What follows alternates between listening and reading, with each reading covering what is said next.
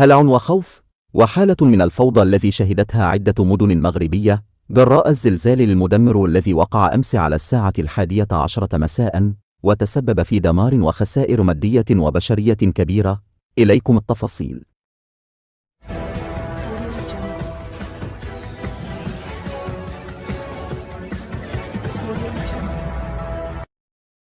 هز زلزال بقوة 7 درجات على مقياس سلم ريختر عدة مدن مغربية مساء أمس الجمعة، وتسبب في خسائر بشرية ومادية كبيرة.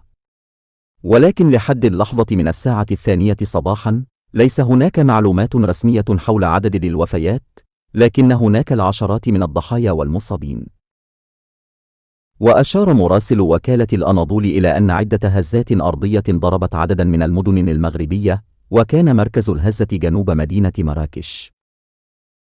وقال المعهد الوطني للجيوفيزياء أن قوة الزلازل بلغت 7 درجات، وأنه وقع حوالي 11:00 مساء الجمعة. وقال إن مركز الزلزال كان في إقليم حوز جنوب غرب مراكش، وإنه كان على عمق 8 كيلومترات. وأضاف المراسل أن الزلزال هذا مختلف عن غيره، إذ إن الزلازل التي وقعت سابقا كانت لا تزيد قوتها على 3 أو 4 درجات، ويكون مركزها عادة في عمق البحر ولا يشعر بها سوى سكان المناطق الساحلية. وأظهرت مقاطع مصورة بثت على منصة التواصل الاجتماعي أشخاصا يهربون إلى الشوارع في حالة من الهلع والهستيرية في عدة مناطق البلاد جراء الزلزال.